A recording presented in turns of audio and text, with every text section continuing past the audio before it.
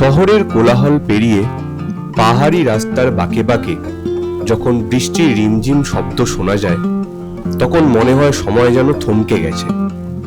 সত্যি বলতে এই বর্ষায় উত্তরবঙ্গের এক যেন অন্যরূপ দেখতে পেলাম। পাইন বনের বুক চিরে ধোঁয়াশা মাখা পাহাড়ের এই ভিজে রাস্তায় আপনাদের স্বাগত। পরিচিত ট্যুরিস্ট স্পটগুলোর ভিড় থেকে অনেকটা দূরে কালিম্পংয়ের কোলে লুকিয়ে থাকা এক ছোট্ট পাহাড়ি গ্রাম এই কাফেরগাঁও। বর্ষার দিনে এই গ্রামের রূপ যেন আরো স্নিগ্ধ, আরো শান্ত হয়ে ওঠে। এখানে নেই কোনো গাড়ির শব্দ, আছে শুধু মেঘ আর পাইন গাছের ফিসফিসানি।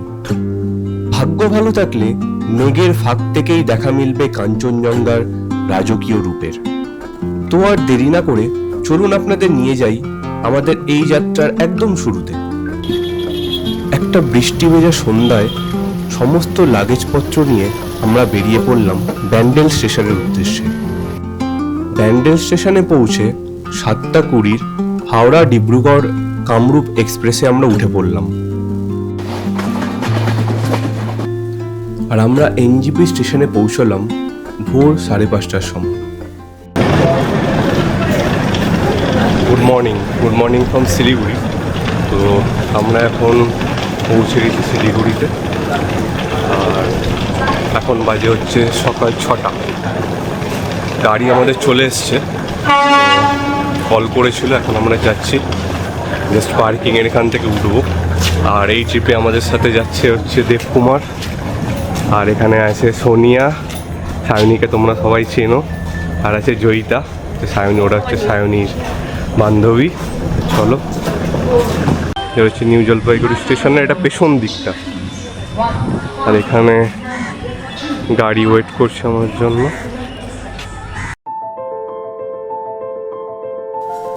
গাড়িতে উঠে আমাদের যাত্রা শুরু হলো।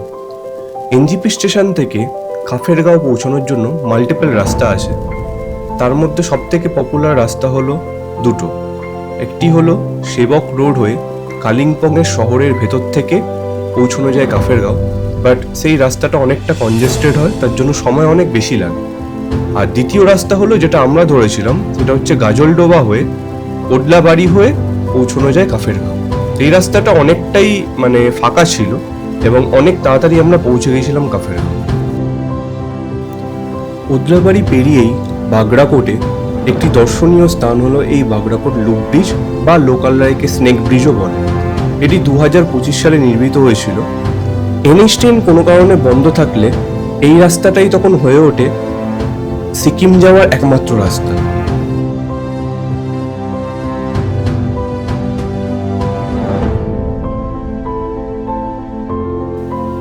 তো আমরা ফাইনালি এসে পৌঁছলাম লোলেগাঁও হয়ে কাফেরগাঁওতে। তো ফাইনালি আমরা পৌঁছে গেলাম আমাদের হোমস্টেতে, যেটা ছিল সাইলুং ভ্যালি হোমস্টে। আর এখানেই আমরা 2 রাত্রি স্টে করেছিলাম।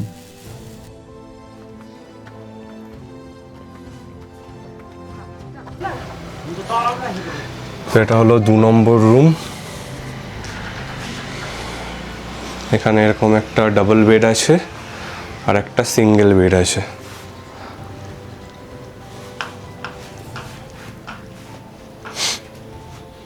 এখানে একটা এরকম মিরর আছে।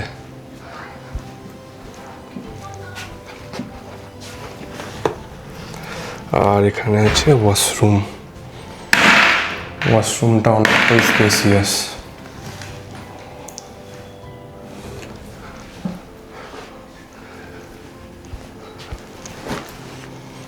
আর এখানকার এই জানলা থেকে পুরো বাইরের মাউন্টেন ভিউ দেখা যায়, বাট এখন মেঘ করে আছে, সেই জন্য পুরো মাউন্টেন ভিউ দেখা যাচ্ছে না।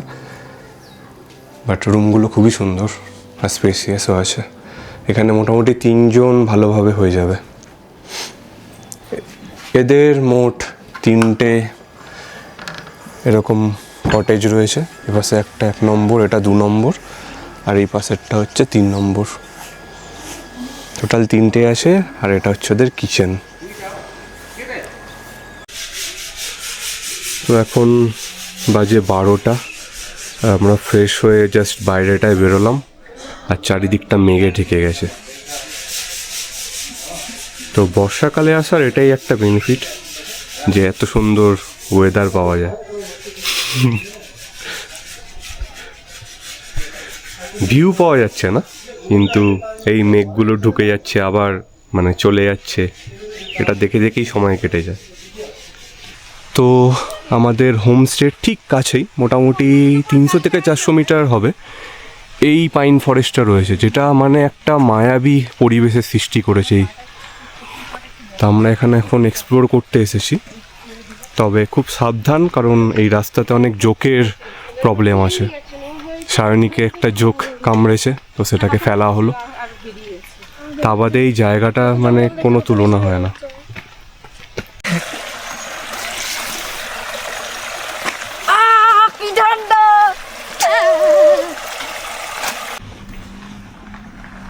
এখানে আরও এরকম অনেক হোমস্টে রয়েছে, কাফের হোমস্টে, এটা হচ্ছে হিমালয়ান হেরিটেজ হোমস্টে, এরকম অনেক হোমস্টে রয়েছে যার বোর্ডগুলো এখানে রয়েছে। এখানে একটা ক্যাফে আছে যেখানে মোমো থুপ্পা পাওয়া যায়, দেখি বিকালে যদি পারি আসবো।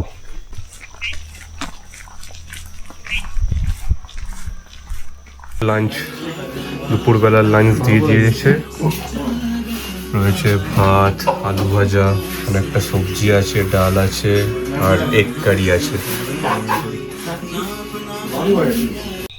Good evening, good evening from Kafergaon. তো এখন ঘড়িতে বাজে সন্ধ্যে 7টা, আর আমাদের এখন কিছু স্ন্যাক্স আর চা দিয়ে গেছে, তো জাস্ট খাবো। খেয়ে দিয়ে আমরা এখন রেডি, জাস্ট একটু বাইরে ঘুরে আসবো। আর দেবকুমার এখনো রেডি হয়নি, হাফ প্যান্টেই বসে আছে, বলছে 10 সেকেন্ড লাগবে। যাই হোক, এখন আমরা জাস্ট রেডি হয়ে বেরোবো। আর বাইরের অবস্থাটা দেখো,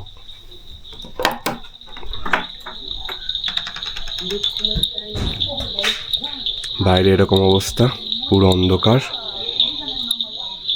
আর মেঘ এখনো করে আছে, কিন্তু বৃষ্টিটা থেমেছে।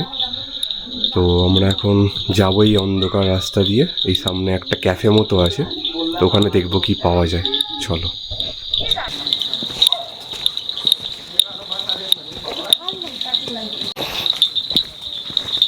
এই হচ্ছে রাস্তা, আর রাস্তায় কিছুই দেখা যাচ্ছে না, জাস্ট একটা টর্চ এনেছি, টর্চের আলো তো দেখা যাচ্ছে যেটুকু, বাট দূর দূর অবধি কিছু দেখা যাচ্ছে না।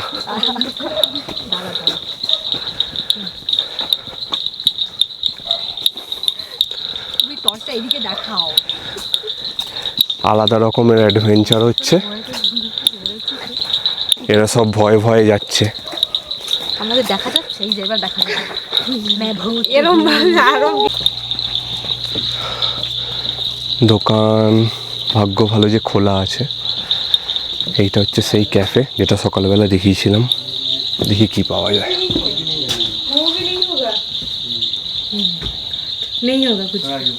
কিছু নেই না। তো অ্যাকচুয়ালি দোকানে কিছু পাওয়া গেল না, তার কারণ হচ্ছে এরা আগে থেকে কিছু বানিয়ে রাখে না, আগে থেকে অর্ডার করলেই পাওয়া যায়।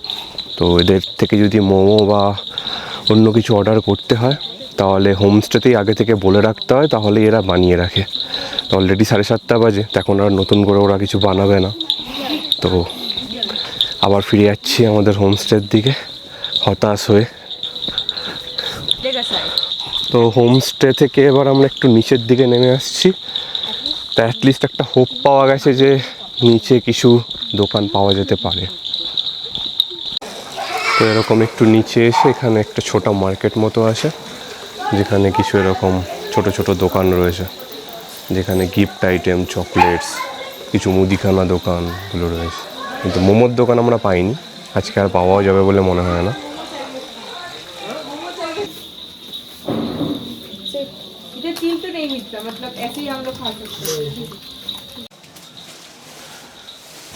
তো এই মার্কেট মানে এরকম একটা শপ রয়েছে, যেখানে কিছু গিফটস আইটেম রয়েছে, স্টেশনারি কিছু জিনিসের শপ রয়েছে।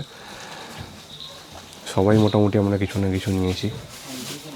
সোনিয়া নিয়েছে এগুলো, আমারগুলো প্যাক করে নেওয়া হয়ে গেছে। জয়িতা এখনো নিচ্ছে। অলরেডি একটা দিলে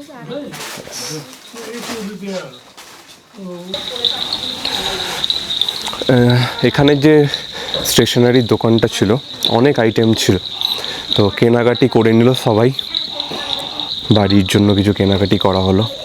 এবার আবার হোমস্টের দিকে ফিরে যাচ্ছি।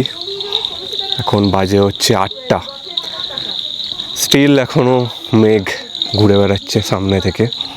বৃষ্টি হয়নি তারপর থেকে আর, বাট ওয়েদারটা খুবই প্লেজেন্ট। আর ঠান্ডা বলতে খুব একটা নেই এখানে। এখন হোমস্টেতে আবার ফিরে এলাম হতাশ হয়ে, কারণ মোমো পাইনি। তার জন্য এই একটা স্ন্যাক্স পার্টি হচ্ছে, কিছু চিপস আর বিস্কিট দিয়ে। আর দেবকুমার হতাশ হয়ে শুয়ে পড়েছে। অনেক দূর হেঁটে হেঁটে গেছি মোমো খুঁজতে, বাট মোমো পাওয়া যায়নি। কিছু করার নেই, আগে থেকে অর্ডার না করলে পাওয়া যাবে না। আর পাহাড়ে 8টার মধ্যে মোটামুটি সব দোকান বন্ধ হয়ে যায়, তারও আগে 7টার মধ্যেই বন্ধ হয়ে যায়। দিনের বেলা অর্ডার দিতে হবে। হ্যাঁ, দিনের বেলা অর্ডার দিতে হবে, নাহলে পাওয়া যাবে না। যাই হোক, এখন এই একটু গল্প করি, আড্ডা দিই, এইভাবেই কেটে যাবে রাতটা। হ্যাঁ, শপিং অনেক কিছু হয়েছে, হাঁটাটা হলো, অ্যাট লিস্ট কিছু অ্যাক্টিভিটি হলো। ইভিনিং ওয়াক হয়েছে, অ্যাডভেঞ্চার করতে গেছি নাকি কোথায় জঙ্গল। यारो दोस्ती बड़ी ही हसीन है, ये ना हो तो क्या फिर बोलो ये जिंदगी है, कोई तो हो राज़दार, बेगरज तेरा हो यार, कोई के जिए एक पल तो हमें जीने दो ना ना ना ना ना ना ना ना ना ना ना ना ना ना ना ना na. Give me some sunshine, give me some rain, give me another chance, wanna grow up once again.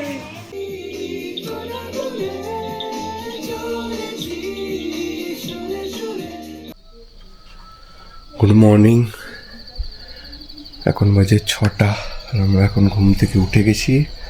আর বাইরে একজন অতিথি এসে বসে আছে। আর প্লাস বাইরের এখন পরিবেশটা এরকম, আকাশ ক্লিয়ার হয়ে গেছে, প্লাস কাঞ্চনজঙ্ঘা দেখা যাচ্ছে। জানি না ক্যামেরায় কতটা আসছে।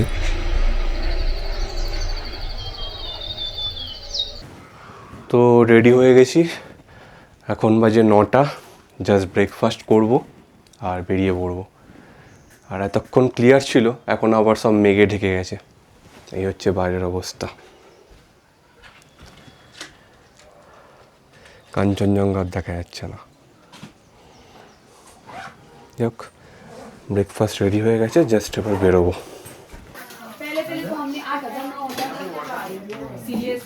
সকালে ব্রেকফাস্টে আমাদের দিয়েছে ম্যাগি, আর অপশান ছিল পুরি সবজি ছিল, বাট আমরা ম্যাগি নিয়েছি।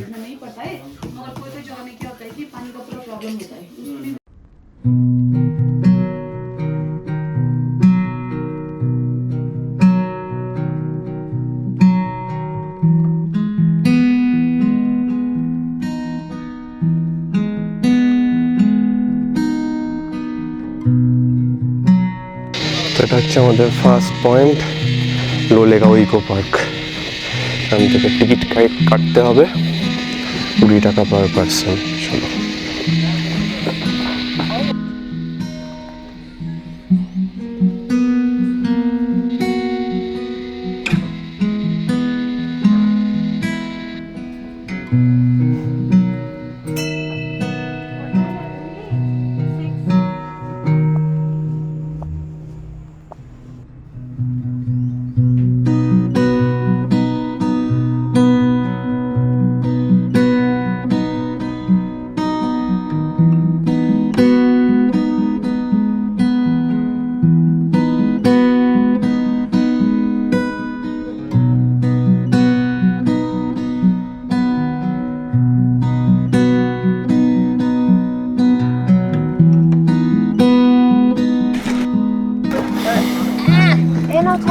এখন নামলাম হচ্ছে লাভা, হচ্ছে লাভা পাইন ফরেস্ট।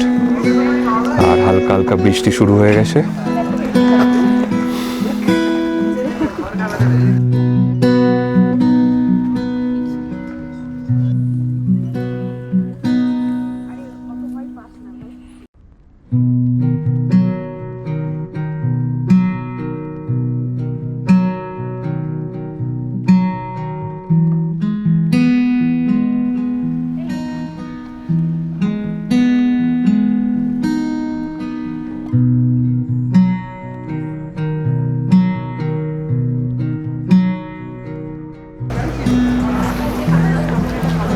এখন এলাম আমরা লাভা মনেস্ট্রি।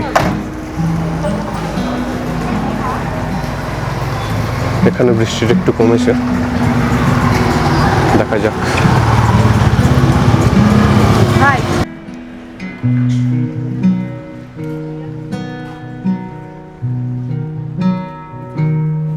লাভা মনেস্ট্রি বা কাগিউ থেকচেন লিং মনেস্ট্রি কালিম্পং ভ্রমণকারীদের কাছে একটি অন্যতম দর্শনীয় স্থান। 1980-র দশকে স্থানীয় বৌদ্ধ সম্প্রদায়ের দান করা জমির ওপর এই মনেস্ট্রি তৈরি হয়। তারপরে ঐতিহাসিক মুহূর্তটি আসে 2001 সালে, যখন স্বয়ং দালাই লামা এখানে আসেন এবং এর কমিউনিটি টেম্পলটি উদ্বোধন করেন। বর্তমানে এখানে 100 জনেরও বেশি লামা বা সন্ন্যাসী বসবাস করেন এবং তাদের দৈনন্দিন পড়াশোনা ও ধ্যানে নিযুক্ত থাকেন।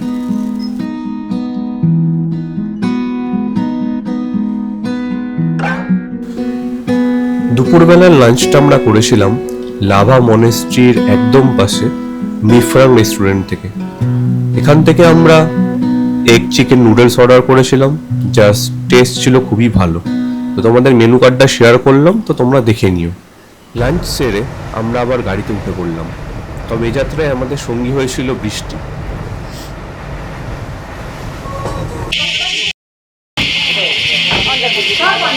এসে পৌঁছালাম ডাবলিং ভিউ পয়েন্টে।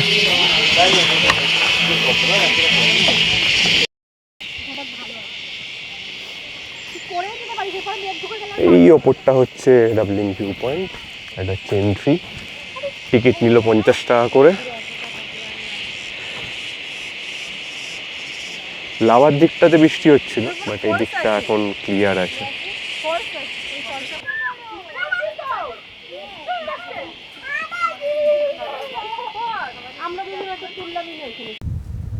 তো ডাবলিং ভিউ পয়েন্ট থেকে এরকম 360 ডিগ্রি মাউন্টেন ভিউ দেখতে পাওয়া যায়।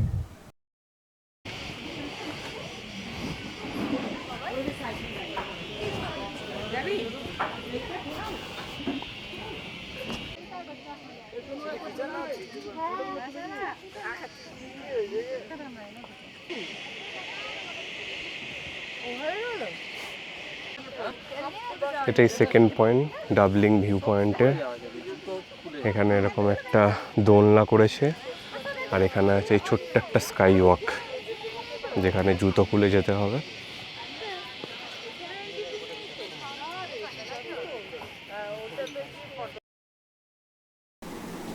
ডাবলিং ভিউ পয়েন্ট ঘুরে দেখার পরে আমরা আবার হোমস্টের দিকে ফিরে এলাম।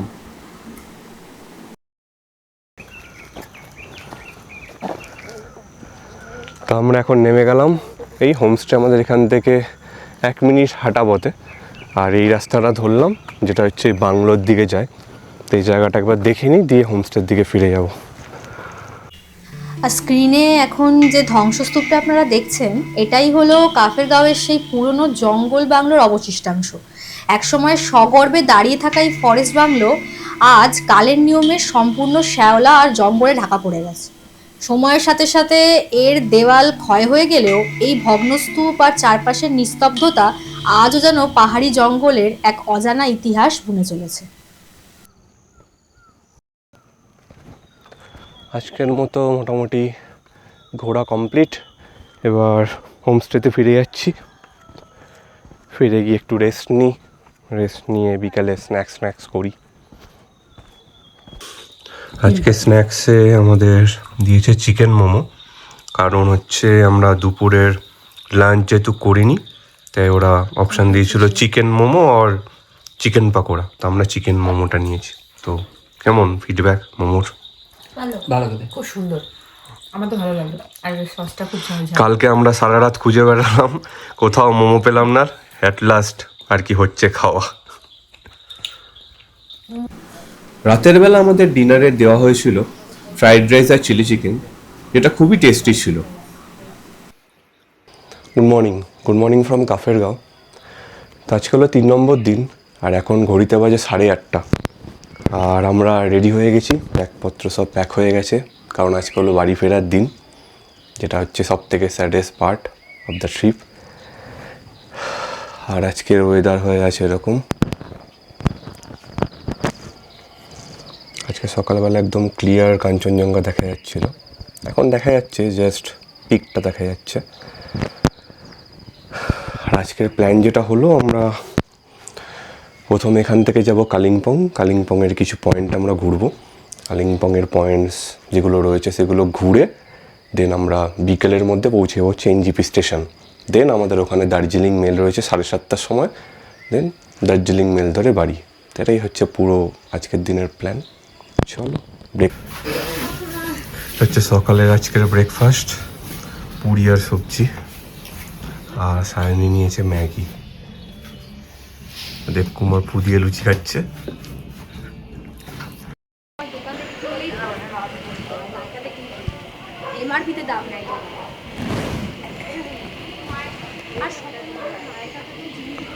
তো ব্রেকফাস্ট কমপ্লিট, এবার জাস্ট বেরোবো। গাড়িও রেডি হয়ে গেছে, বাকিরাও রেডি। তো হোমস্টেটা মানে ওভারঅল খুবই ভালো ছিল, খুবই হোমলি এনভায়রনমেন্ট ছিল। আর এই হোমস্টেতে তোমরা অলরেডি দেখেছো যে পুরো ফুডিং অ্যান্ড লজিং আমাদের প্যাকেজ ছিল।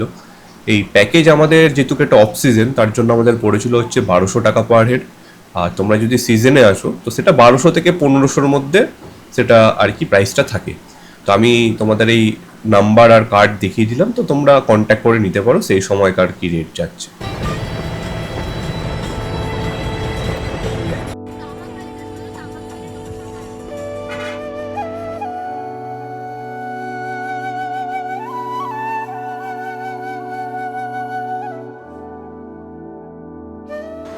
কালিম্পং আমরা ঢুকে গেছি, আর এটা হচ্ছে হনুমান মন্দির।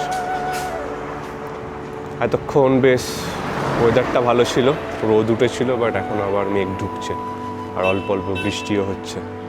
এখানে হচ্ছে হনুমানজির মন্দির আছে।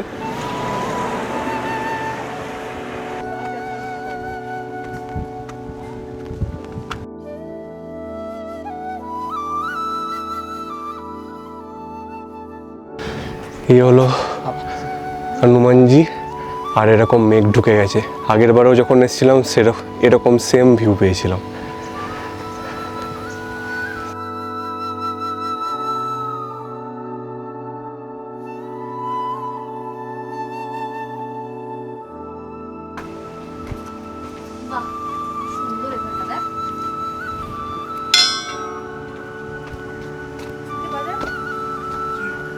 তো এটা হলো মাতা রানী টেম্পল, ঠিক হনুমানজির মন্দিরের পরেই এটা।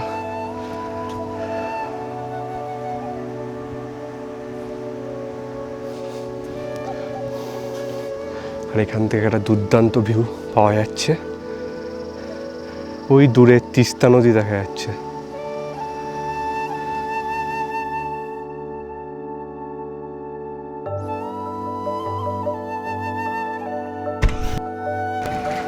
তো নেক্সট আমরা এলাম সায়েন্স মিউজিয়ামে। এখানেও সেম একদম মেঘ ঢুকে গেছে চারিদিক থেকে।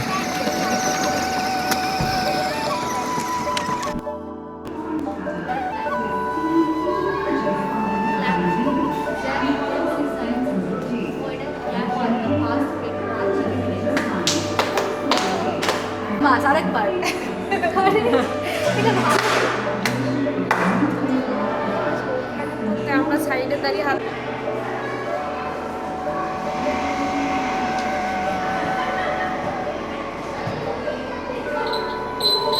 যা হয়ে গেছে শেষ। Nuclear Power Corporation of India Limited welcomes you.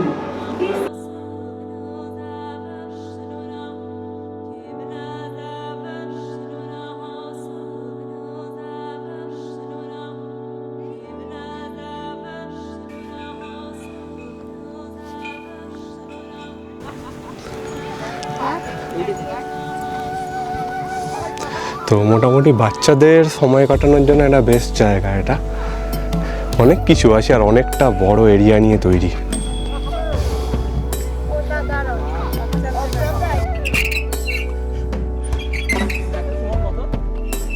কুড়ি সেম ওয়েট আছে, 20 কেজি ওয়েট আছে। তোল ওপর অব্দি তোল, ব্যাস ব্যাস।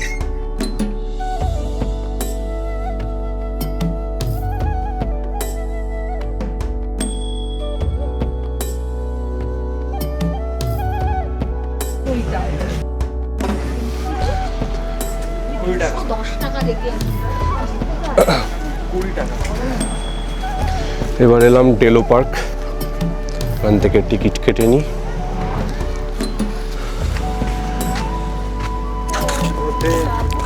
এই ডেলো পার্কে নানা রকম অ্যাক্টিভিটিস হয়, প্যারাগ্লাইডিং হয় আর অনেক কিছু হয়, বাট এই সময় এরকম ওয়েদারের জন্য প্যারাগ্লাইডিং হচ্ছে না।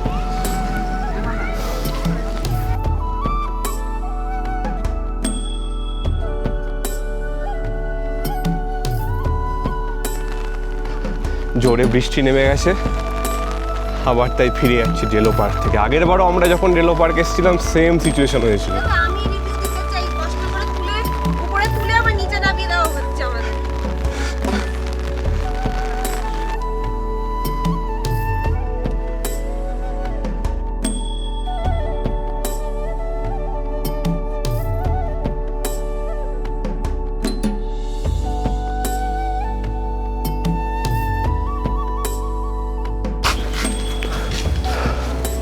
এটা হচ্ছে পাইন ভিউ নার্সারি, এখানে এন্ট্রি হচ্ছে 20 টাকা পার পার্সন। আমরা সবাই 5 বছর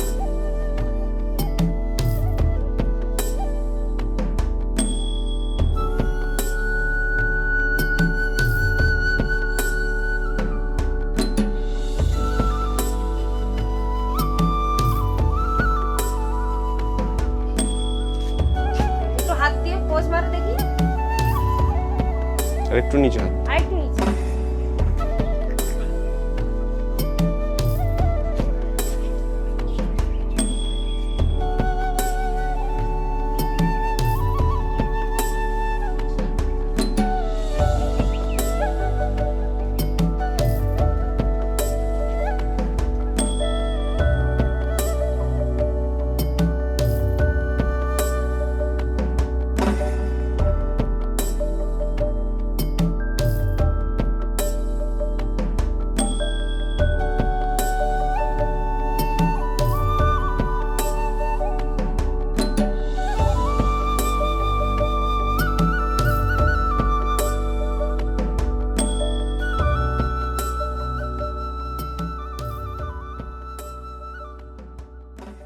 দেবকুমার কি হয়েছে বল? আমরা আবার এসে ফেসে গেছি, লম্বা জ্যাম পড়ে আছে, রাস্তায় ধস নেমেছে। এই হলো রাস্তার অবস্থা, রাস্তায় ধস পড়েছে, তার উপর কিছু দুপুরের এখন অবধি লাঞ্চ হয়নি, তার জন্য চিড়ে ভাজা খাওয়া হচ্ছে। দেখা না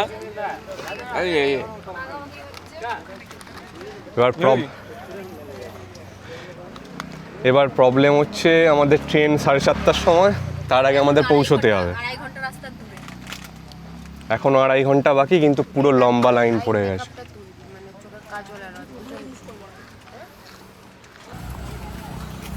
এই হচ্ছে লম্বা লাইন, এটা দেখতে যাচ্ছি যে কোথায় হয়েছে, কিন্তু এত দূর হেঁটে এসেও দেখতে পাচ্ছি না।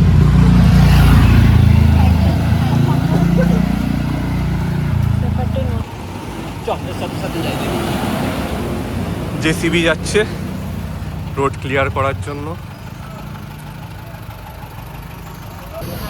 এখানে কাটিং শুরু হয়েছে, কিছুক্ষণের মধ্যে ক্লিয়ার করবে।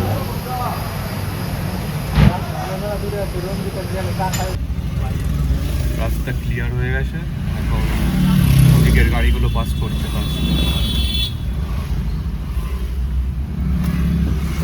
আধ ঘন্টা মতো টাইম নিল পুরো রাস্তা ক্লিয়ার করতে।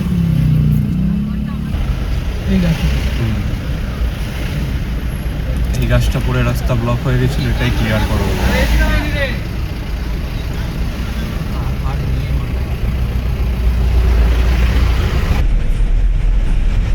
যাওয়ার লেনটায় লম্বা লাইন পড়েছে।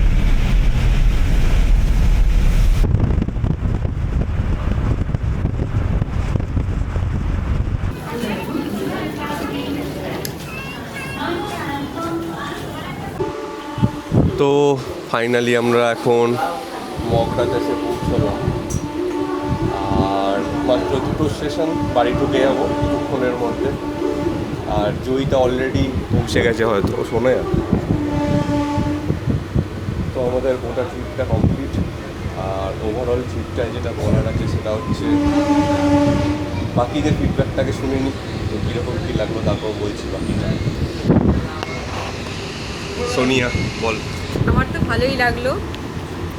দার্জিলিংয়ে একবার অলরেডি ঘুরতে যাওয়া হয়ে গেছে, তো যখনই ট্রিপ আর কি শুনলাম যে আমরা যাব একটা অফবিট জায়গা, তো অফবিট যেটা ফার্স্ট টাইম আমার গিয়ে খুবই ভালো লেগেছে। খাওয়া দাওয়া, তাদের ব্যবহার, ওখানকার প্রেজেন্ট ওয়েদার, স্পেশালি সকালবেলা উঠে ঘুম থেকে উঠে ভিউটা খুবই সুন্দর ছিল।